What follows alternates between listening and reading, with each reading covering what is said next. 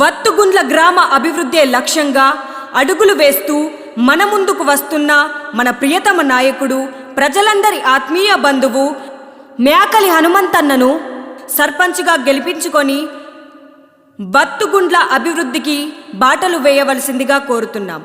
గెలిపిద్దాం గెలిపిద్దాం, మేకలి హనుమంతన్ననే గెలిపిద్దాం.